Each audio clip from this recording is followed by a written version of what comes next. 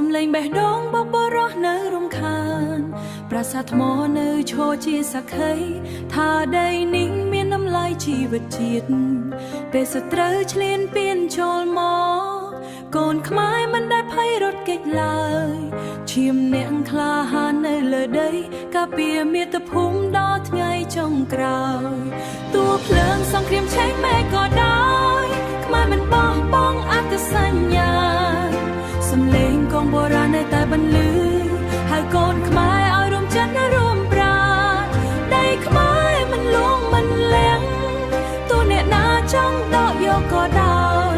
ប្រាសាទដូនតាឈរជាផ្សោតដាងថាខ្មែរនៅរស់ក្នុងបេះដូងយើងកុំឲ្យប្រវត្តិសាស្ត្រត្រូវលុបបាត់កុំឲ្យជាតិខ្មែរបាត់ស្រមោលរួមដៃការពារមាតុភូមិយើងឲ្យតុងខ្មែរហោះលើមេជានិច្ចពីអង្គរដល់ជាដែនឆ្ងាយស្នាមឈាមដូនតានៅមិនទាន់ស្ងួនស្នាមឈាមដូនតានៅមិនទាន់ស្ងួន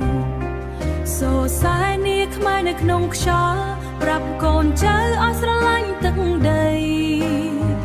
មិនចាំបាច់ស្អប់អ្នកណាទេ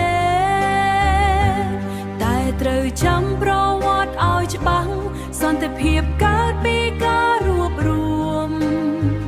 មិនមែនពីការភ្លេចអតីតកាលបើថ្ងៃណាខ្មែរភ្លេចខ្លួនដីបុរាណអាចបាត់ដោយស្ងៀមស្ងាត់ចូលរួមគ្នាថែរៃធម៌ឲ្យកូនចៅស្គាល់រឿងគល់ខ្មែរដីខ្មែរមិនលងមិនលៀងគេដែលឈ្មោះដូនតាត្រូវការពារទួបជុំយកខ្មៅធំប៉ុណ្ណាព្រះច័ន្ទខ្មែរនៅតែភ្លឺលើមេ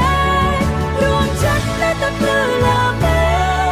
រួមចិត្តរួមឈាមរួមឡើងថែទឹកដីឲ្យគង់វង្សយូរអង្វែងឲ្យពិភពលោកបានឮសំឡេង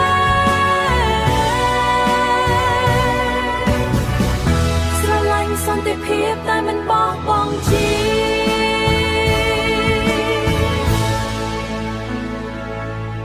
ខ្មែរ